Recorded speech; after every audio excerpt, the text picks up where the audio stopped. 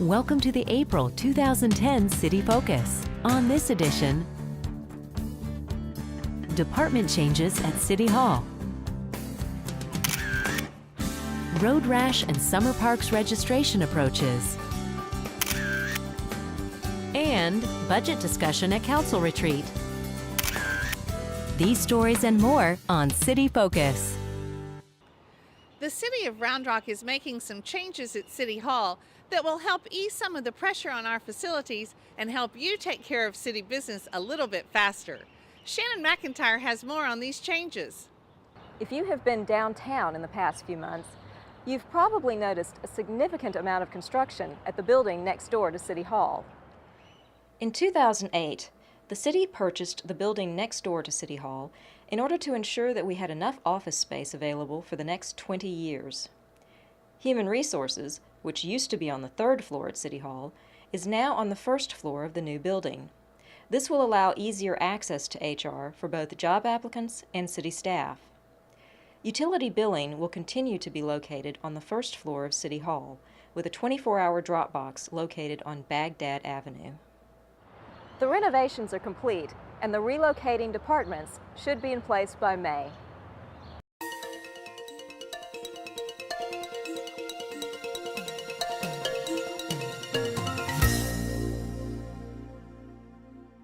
We work hard to keep the information on roundrocktexas.gov fresh and relevant. We want to take that concept one step further and offer a way for others to keep people up to date with city news and videos on their websites. To help make that happen, we decided to create some City of Round Rock website widgets. To check out our widgets, surf to roundrocktexas.gov/widgets. Here you'll see a brief description of how each widget looks, along with the code to have the information available on your website. The section at the bottom describes how the widgets are built if you'd like to do some basic customization. The idea is to give homeowners associations and other groups or individuals that would be interested in relaying city info to their audiences an easy way to make that happen.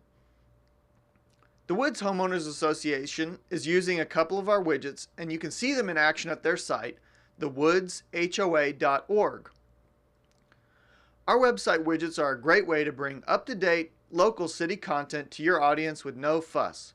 Check out roundrocktexas.gov/widgets to get city info on your site today.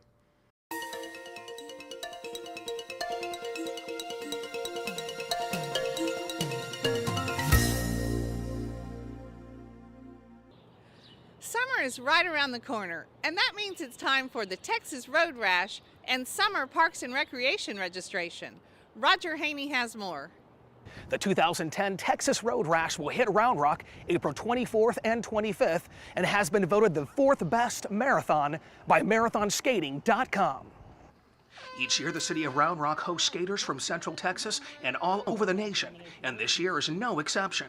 Skaters as far away as Mexico and Australia will travel to the sports capital of Texas to skate this year's Road Rash.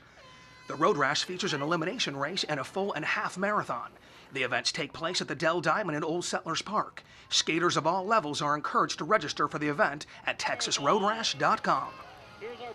It's also time to get ready for summer fun with Parks and Recreation. Browse our summer program guide online to check out upcoming swim lessons, pool schedules, summer camps, and special events. Classes fill quickly, so don't wait too long to check out roundrockrecreation.com. And now, a Preservation Minute, brought to you by the City of Round Rock Department of Planning and Community Development. Round Rock's downtown commercial historic district and adjacent residential neighborhoods are known as Newtown. The original Round Rock town site was located about a mile west, where the Chisholm Trail crosses Brushy Creek at a large rock. In 1876, most of Round Rock's residents and businesses moved closer to the newly built rail line and its promise of economic opportunity. The original town site became known as Old Town, and today's city center became Newtown, a name we still use today. New Round Rock grew from a temporary tent city in July 1876 to a thriving business center less than 2 years later. By 1878, Newtown had 14 general stores, as well as drugstores, lumber and hardware merchants, a newspaper office, banks, hotels, wagon and blacksmith shops, sawmills, and grain mills. Doctors, lawyers, bankers, and other professionals also called Newtown home. The city had 3 churches, 4 schools, and a college. In only 2 short years, Newtown had become a center of activity for the entire area. Several major industries were located here as well. The Round Rock White Lime Company moved to town in 1896. The Round Rock Broom Factory arrived in 1900. Round Rock continued to thrive well into the 20th century. But like many small cities, our downtown has had periods of both growth and decline. Today, Newtown is a protected historic district, but it's not stuck in the past. Our downtown is home to businesses that support our local economy while preserving this important part of our heritage.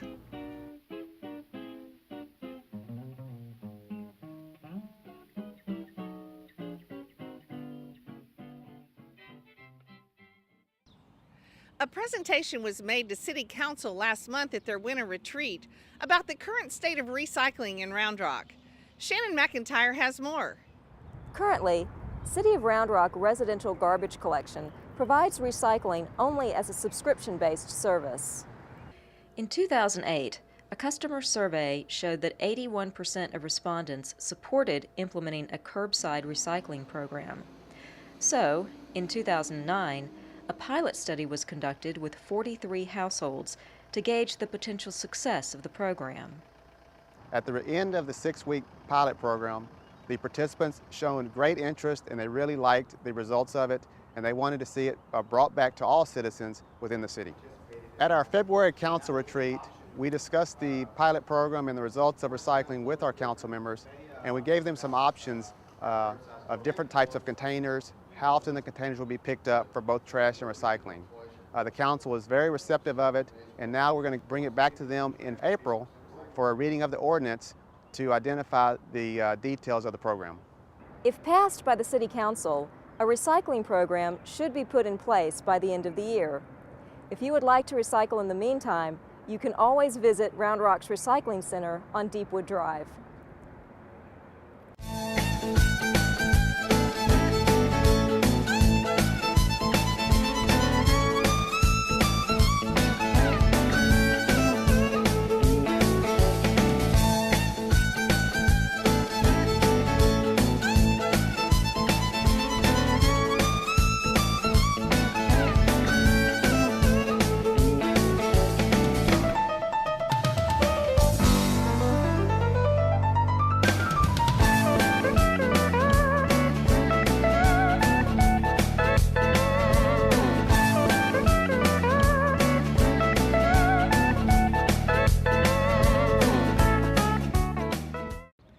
The Brushy Creek Regional Utility Authority, or BCRUA, has begun construction on a project that will secure Round Rock's water needs into the distant future.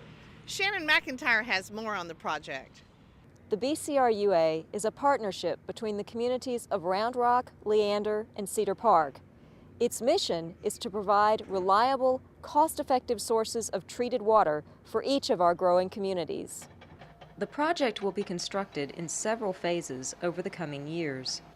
Construction of Phase 1A of the water supply project is currently underway and includes constructing a pipeline along Trails End Road near Lake Travis, building a water treatment plant, and constructing water lines from the plant to the 3 cities.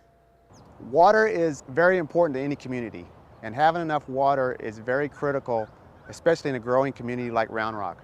We have been prepared, and by having this extra water source, we will be able to meet the future growth of our community. And from an economic development standpoint, it's very important to have water available so that we can meet those needs. For more information on the Brushy Creek Regional Utility Authority, visit bcrua.org.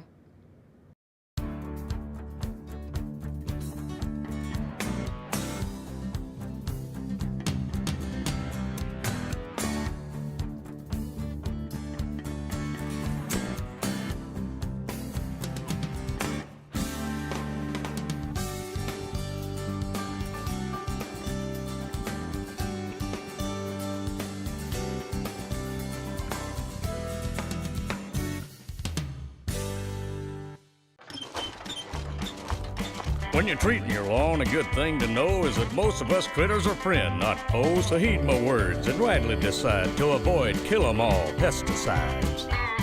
Look for Grow Green fact sheets at local gardening centers.